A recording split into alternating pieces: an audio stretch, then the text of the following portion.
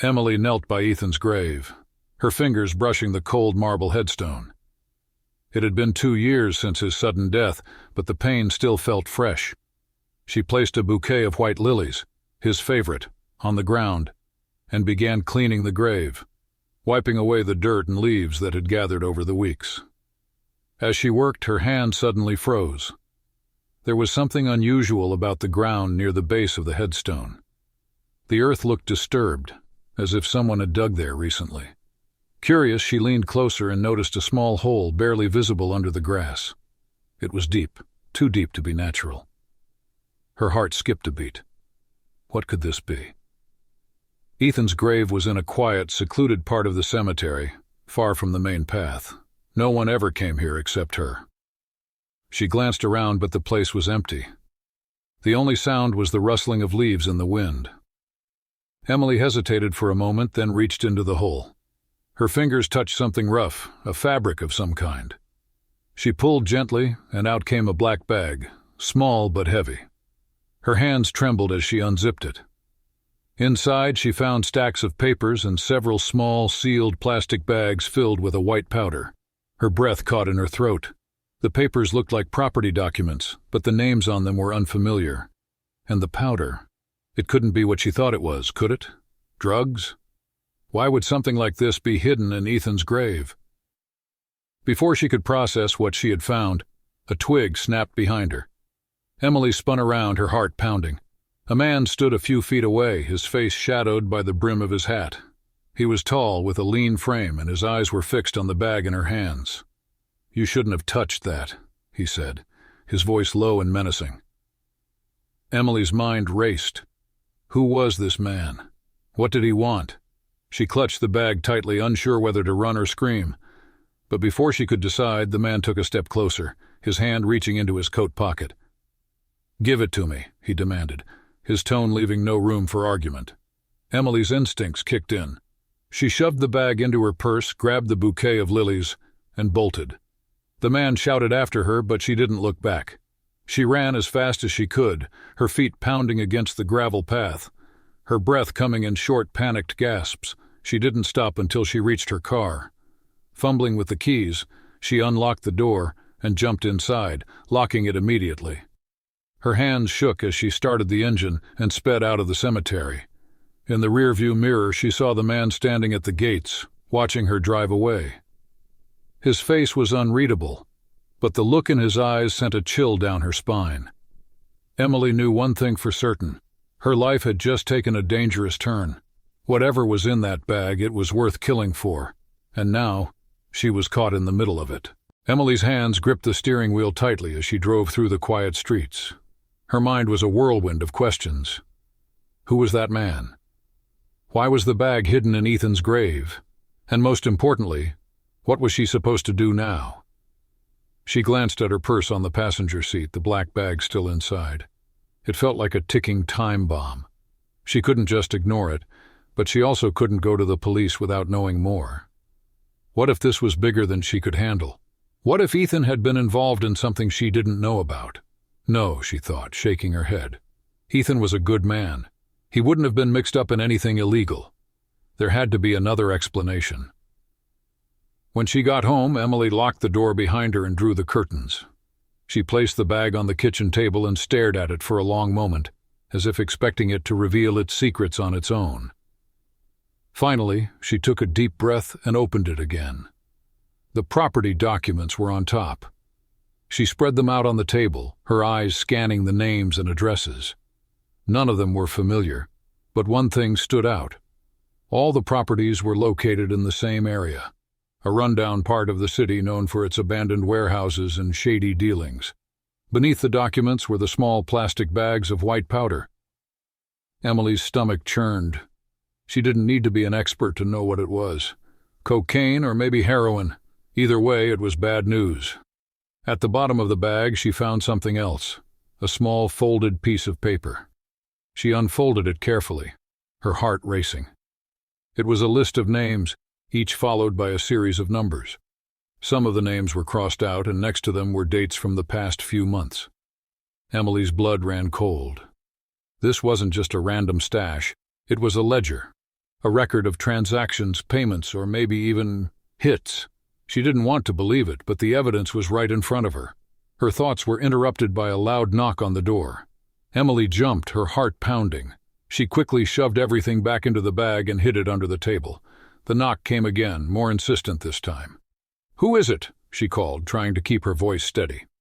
"Police," came the reply. "Open up, ma'am." Emily hesitated. The police? Why would they be here? Unless... Had someone reported her?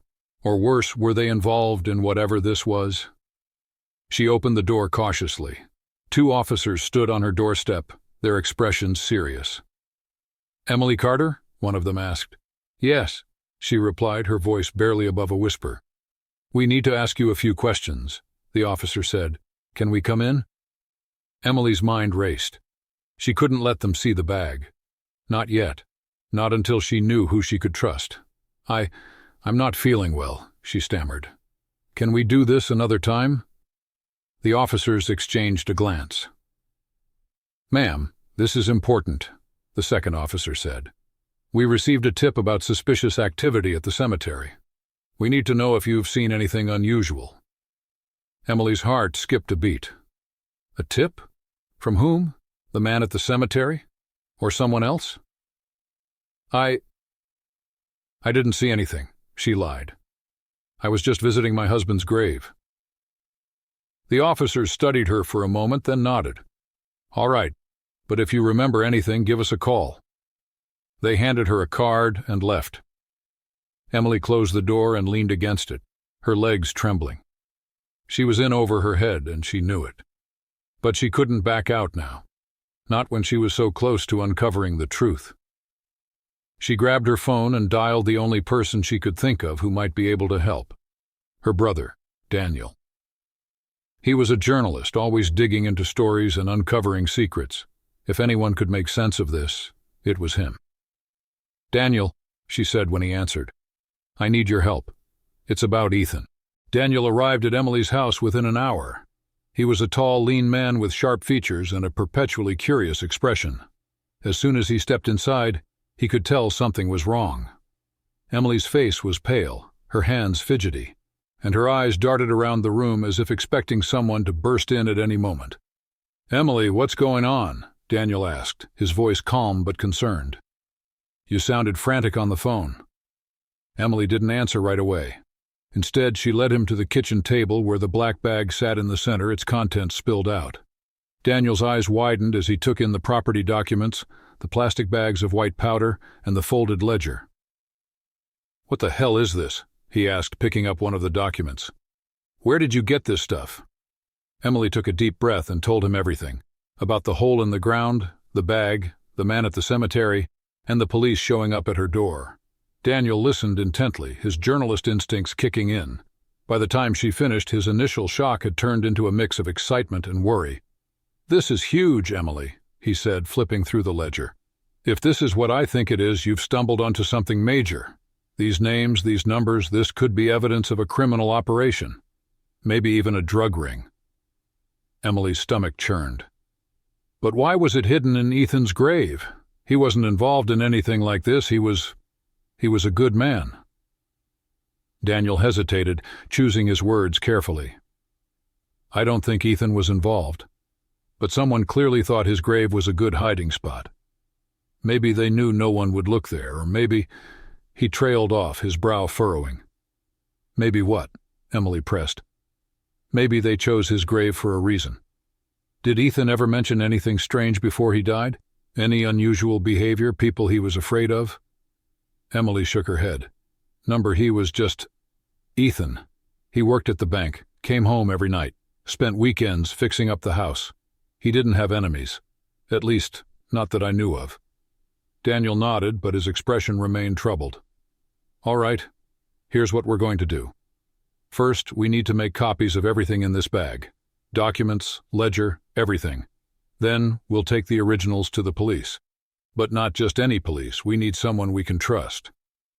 "What about the officers who came here earlier?" Emily asked. "They seem genuine." "Maybe," Daniel said. "But we can't take any chances. If this is as big as I think it is, there could be people in law enforcement who are involved. We need to go straight to the top. Someone with no connections to this case." Emily nodded, feeling a small sense of relief. At least now she wasn't alone in this. Daniel was here, and he knew what to do. They spent the next hour scanning and photographing every document, every page of the ledger, and even the plastic bags of powder. Daniel stored the copies on a secure cloud drive and gave Emily a USB drive with duplicates, just in case, he said. As they worked, Emily couldn't shake the feeling that they were being watched. Every creak of the house, every car that passed outside made her jump.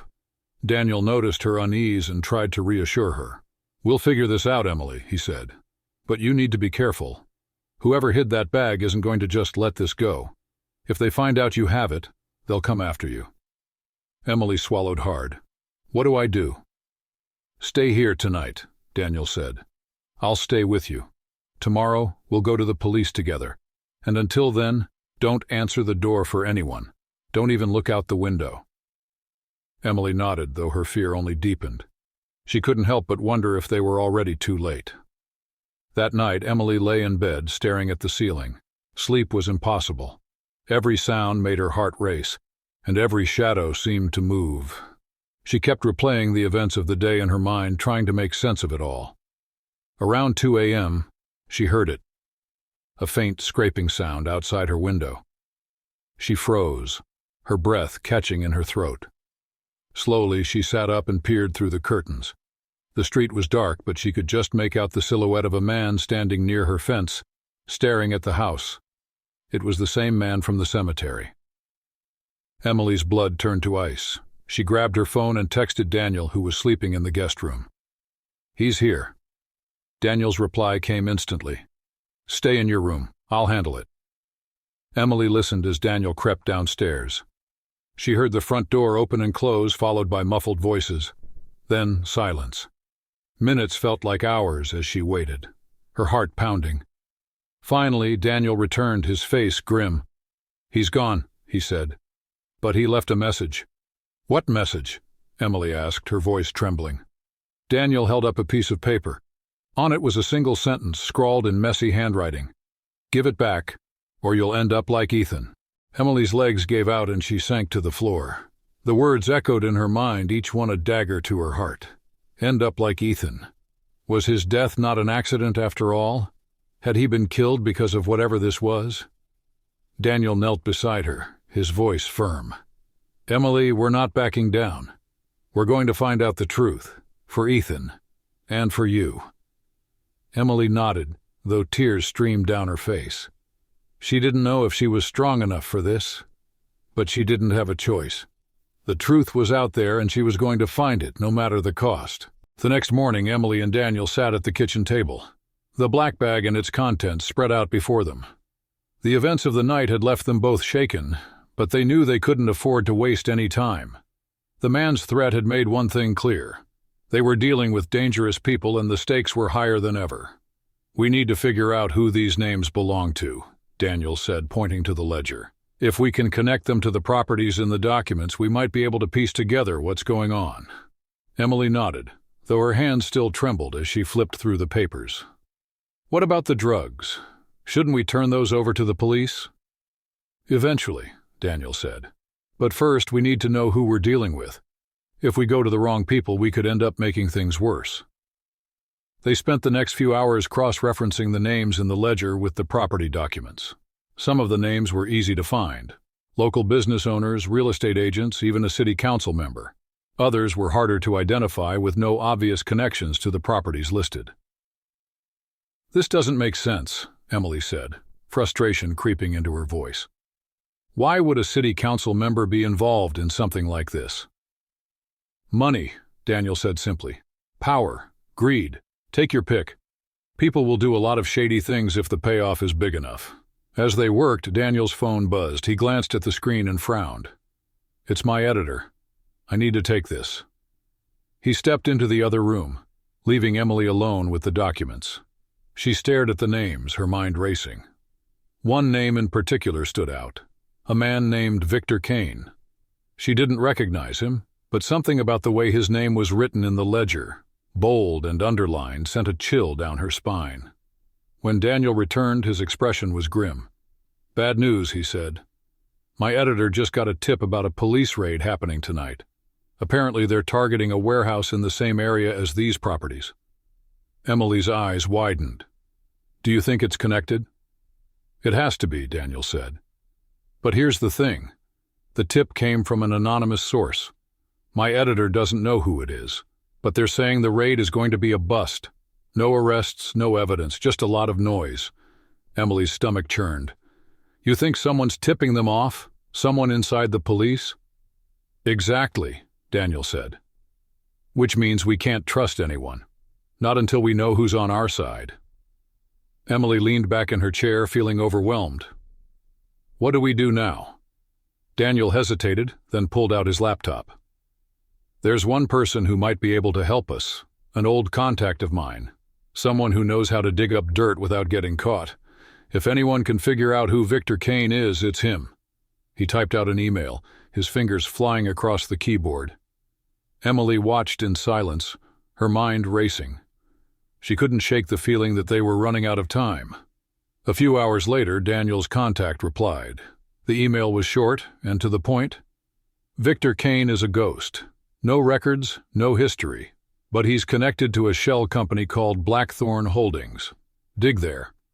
Daniel immediately started searching for information on Blackthorn Holdings. It didn't take long to find out that the company had been involved in several high-profile real estate deals in the city, all of them in the same area as the properties listed in the documents. "This is it," Daniel said, his voice tinged with excitement. "Blackthorn Holdings is the link. They're buying up properties, probably using them as fronts for their operations, and Victor Kaine is the one pulling the strings." Emily frowned. "But who is he? Why can't we find anything about him?" "Because he doesn't want to be found," Daniel said. "People like him don't leave paper trails. They operate in the shadows, using others to do their dirty work." Emily's heart sank. "So how do we stop him?" Daniel leaned back in his chair, his expression thoughtful. "We need proof. Solid, undeniable proof that ties him to these properties and the drugs. Once we have that, we can take it to someone who can't be bought. Someone like the FBI." Emily nodded, though the thought of going up against someone as powerful as Victor Kaine terrified her. "What about the raid tonight? Should we warn someone?" Daniel shook his head. "If we tip off the wrong person, we could blow the whole thing. For now, we stay quiet, we watch, and we wait." That evening, Emily and Daniel drove to the warehouse district, parking a safe distance away. They watched as a team of police officers surrounded one of the buildings, their flashlights cutting through the darkness. The raid was quick and chaotic, just as Daniel's editor had predicted. Within minutes, the officers emerged empty-handed, their frustration evident. Emily's heart sank as she watched them leave. "They knew," she whispered. "They knew the police were coming." Daniel nodded, his jaw tight. "This goes deeper than we thought. We're not just dealing with criminals. We're dealing with people who have the police in their pocket." As they drove back to Emily's house, neither of them spoke. The weight of what they were up against hung heavy in the air. But one thing was clear. They couldn't back down now. They had to keep digging, no matter how dangerous it got. Because somewhere out there, Victor Kaine was watching. And he wasn't going to let them walk away without a fight. The days that followed were a blur of tension and fear. Emily and Daniel worked tirelessly, piecing together the puzzle of Blackthorn Holdings and its elusive owner, Victor Kaine. Every lead they followed seemed to lead to a dead end, and every step forward felt like it brought them closer to danger. One evening, as they sat in Emily's living room surrounded by papers and laptops, Daniel's phone buzzed. It was a text from his contact. "Meet me at the old factory on 5th Street. Midnight, come alone." Daniel showed the message to Emily, his expression grim. "This could be our break," he said. "If anyone knows how to find Victor Kaine, it's him." Emily's stomach churned. But what if it's a trap? What if they know we're onto them? Daniel hesitated, then shook his head. "We don't have a choice. We're running out of time. If we don't act now, we might never get another chance." Emily wanted to argue, but she knew he was right. They were too deep into this to turn back now. "All right," she said reluctantly. "But I'm coming with you." Daniel started to protest, but Emily cut him off. "I'm not letting you go alone. If something happens, we're in this together." He nodded, though his worry was evident. "All right, but we need to be careful. If anything feels off, we leave. No questions asked." At midnight, they arrived at the old factory on 5th Street. The building was dark and abandoned, its windows shattered and its walls covered in graffiti. The air was thick with the smell of rust and decay, and the only sound was the distant hum of traffic. They parked a block away and approached the factory on foot, their footsteps echoing in the empty street. As they reached the entrance, Daniel's contact stepped out of the shadows, a wiry man with a scruffy beard and a nervous energy. "You came," he said, his voice low. "Good. We don't have much time." "What do you have for us?" Daniel asked, cutting straight to the point. The man glanced around nervously before pulling a flash drive from his pocket. "Everything you need is on here. Names, dates, transactions. It's all connected to Blackthorn Holdings, but you need to be careful. If they find out I gave this to you—" He didn't finish the sentence, but the fear in his eyes said enough. Daniel took the flash drive and nodded. "Thank you. We'll make sure it gets to the right people." The man nodded and turned to leave, but before he could take more than a few steps, a loud crack echoed through the night. He froze, his eyes wide with terror, before collapsing to the ground. Emily screamed as Daniel grabbed her arm and pulled her behind a nearby dumpster. "Stay down," he hissed, his voice barely above a whisper. Peering around the edge of the dumpster, they saw two figures emerge from the shadows, both armed and dressed in black. One of them knelt beside Daniel's contact, checking his pulse before shaking his head. "He's gone," the man said, his voice cold and detached. "But the flash drive's missing. They must have it." The other man cursed. "Find them. Kaine wants this dealt with tonight." Emily's heart pounded as she pressed herself against the dumpster, trying to make herself as small as possible. Daniel's grip on her arm tightened, his eyes scanning the area for an escape route. "We need to move," he whispered. "On my signal, run for the car. Don't stop, no matter what." Emily nodded, though her legs felt like they were made of lead. She took a deep breath, trying to steady her nerves as Daniel counted down silently. 3, 2, 1. They bolted from behind the dumpster, sprinting toward the car. The sound of footsteps behind them told Emily they'd been spotted, but she didn't dare look back. She focused on the car, her lungs burning as she pushed herself to run faster. They reached the car just as a shot rang out, shattering the rear window. Daniel shoved Emily into the passenger seat before jumping into the driver's side and starting the engine. Tires screeched as he peeled away from the curb, the car fishtailing as they sped down the empty street. Emily clutched the flash drive in her hand, her breath coming in ragged gasps. "They're going to come after us," she said, her voice trembling. "They know we have it." Daniel's jaw was set, his eyes focused on the road. "Then we need to make sure it doesn't fall into their hands. We'll take it to the FBI tonight." Emily nodded, though her mind was racing. Would the FBI even believe them? And even if they did, would they be able to stop Victor Kaine before it was too late? As they drove through the night, the weight of what they were up against settled over them like a dark cloud. They were no longer just chasing the truth. They were running for their lives. The drive to the FBI field office was tense and silent.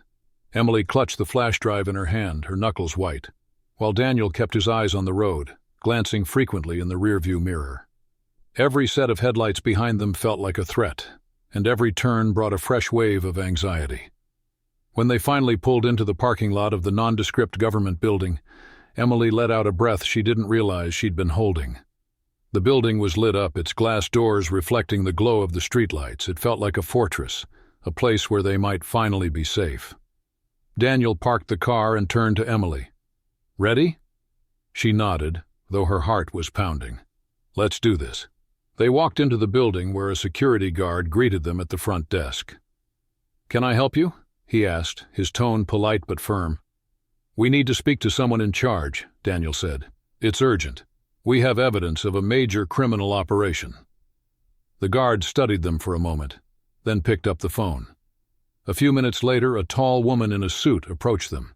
She had sharp features and an air of authority that made Emily feel both reassured and intimidated. "I'm Agent Collins," she said, extending her hand. "What can I do for you?" Daniel handed her the flash drive. "This contains evidence linking a man named Victor Kaine to a drug and real estate operation. We believe he's involved in multiple crimes, including murder." Agent Collins raised an eyebrow but said nothing. She gestured for them to follow her down a hallway and into a small conference room. Once they were seated, she plugged the flash drive into a laptop and began scrolling through the files. Emily watched her face, trying to gauge her reaction. Agent Collins's expression remained neutral, but Emily noticed the slight tightening of her jaw as she read through the documents. "This is extensive," Agent Collins said finally, looking up at them. "Where did you get this?" Daniel explained everything. The hole in Ethan's grave, the black bag, the ledger, the raid at the warehouse, and the shooting at the factory. Agent Collins listened intently, her eyes narrowing as he described the man who had been killed. "Victor Kaine," she said when Daniel finished. "We've been tracking him for years, but he's always been one step ahead. If this information is accurate, it could be the break we've been waiting for." Emily felt a flicker of hope. "So you'll help us?" Agent Collins nodded. "We'll take it from here. But you need to understand. This is dangerous. If Kaine finds out you've brought this to us, he'll come after you. We can offer you protection, but it won't be easy." Emily exchanged a glance with Daniel. "We'll do whatever it takes," she said firmly. Agent Collins gave them a small, approving smile. "Good. First, we'll need to get you into protective custody. Then, we'll start building a case against Kaine. It's going to take time, but with this evidence, we might finally be able to bring him down." The next few hours were a blur. Emily and Daniel were taken to a safe house, a small, nondescript apartment in a quiet neighborhood. It was sparsely furnished but secure, with heavy locks on the doors and windows and an FBI agent stationed outside. As they settled in, Emily felt a strange mix of relief and unease. They were safe for now, but the danger wasn't over. Victor Kaine was still out there, and until he was caught, they would always be looking over their shoulders. That night, as she lay in bed, Emily thought about Ethan. She still didn't understand why his grave had been chosen as a hiding spot, but she was determined to find out. Whatever secrets he had taken to his grave, she was going to uncover them, not just for herself, but for him. The days turned into weeks as the FBI worked to build their case. Emily and Daniel stayed in the safe house, cut off from the outside world. It was isolating, but they knew it was necessary. Agent Collins kept them updated on the investigation, though the details were sparse. "We're making progress," she told them during one of her visits. "We've identified several of Kaine's associates and we're closing in on his operations. But we need to be careful. One wrong move, and he could slip through our fingers." Emily nodded, though the waiting was agonizing. She wanted answers and she wanted justice. But most of all, she wanted to feel safe again. One evening, as they sat in the living room watching the news, a breaking story caught their attention. The screen showed footage of a massive police raid with officers swarming a luxury penthouse in the city. The headline read, "FBI arrests alleged crime boss, Victor Kaine." Emily's heart leapt as she watched the footage. There, surrounded by agents, was Victor Kaine, a tall, imposing man with cold, calculating eyes. He looked calm, almost bored, as he was led away in handcuffs. Daniel let out a breath. "It's over." Emily felt tears welling up in her eyes. It wasn't just relief, it was a sense of closure. Ethan's death, the danger they'd faced, the secrets they'd uncovered, it had all led to this moment.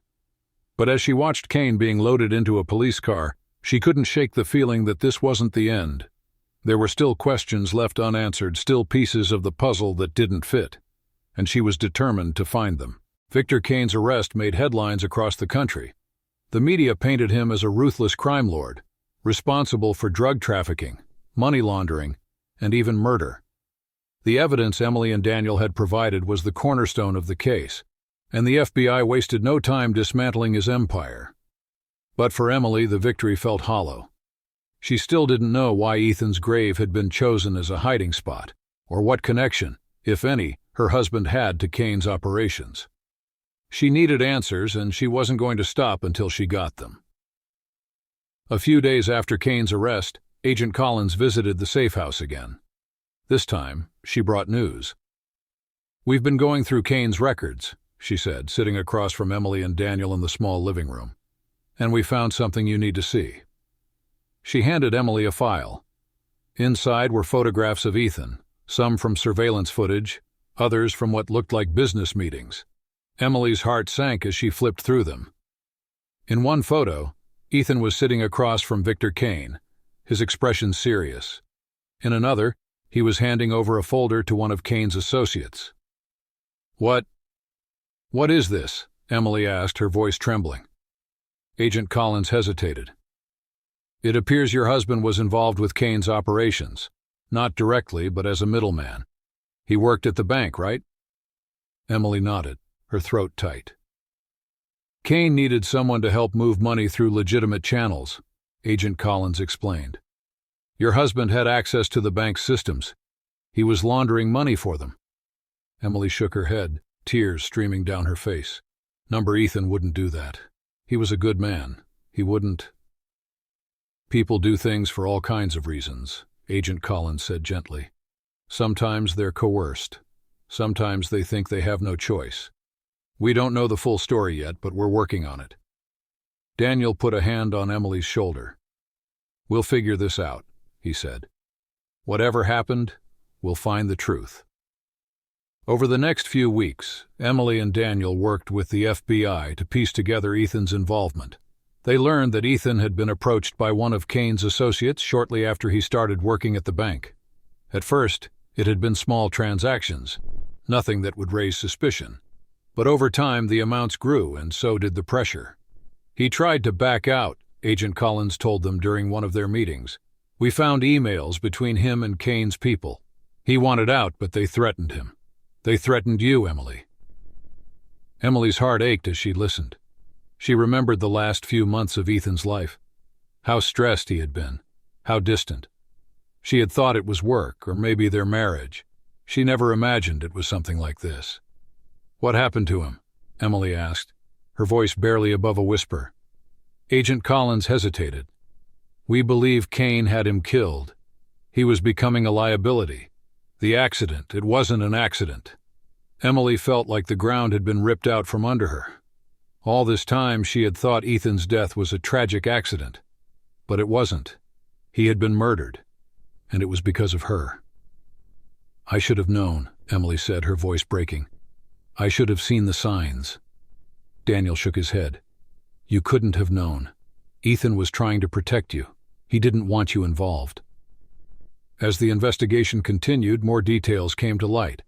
The FBI uncovered a network of shell companies, fake identities, and offshore accounts, all tied to Victor Kaine. Ethan's role had been small but crucial, and his death had been a warning to anyone else who might try to cross Kaine. But the most shocking revelation came when the FBI raided Kaine's penthouse. Hidden in a secret compartment in his office was a ledger, one that matched the one Emily had found in Ethan's grave. It contained detailed records of every transaction, every payment, and every person involved in Kaine's operations. Among the names was Ethan's. "This is it," Agent Collins said, holding up the ledger. "This is what Kaine was trying to hide. With this, we can put him away for life."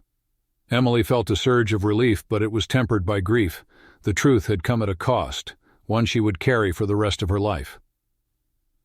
In the months that followed, Victor Kaine was tried and convicted on multiple charges, including murder, drug trafficking, and money laundering. His empire was dismantled, and his associates were arrested. The case was hailed as a major victory for law enforcement, but for Emily it was a bittersweet ending. She visited Ethan's grave one last time, placing a bouquet of white lilies on the ground. The hole had been filled, the headstone repaired. It looked just as it had before, but everything had changed. "I'm sorry," Emily whispered, her voice trembling. "I'm sorry I didn't know. I'm sorry I couldn't save you." She knelt there for a long time, the wind rustling the leaves around her. And for the first time in months she felt a sense of peace. The truth had been painful, but it had also set her free. As she stood to leave, she noticed something etched into the base of the headstone, a small, almost imperceptible symbol. It looked like a thorn surrounded by a circle. Emily frowned, her heart racing. She didn't know what it meant, but she had a feeling it wasn't the end. Somewhere out there, the web of lies and secrets was still unraveling, and she was ready to face it. Subscribe and press the bell icon so that you never miss the amazing video.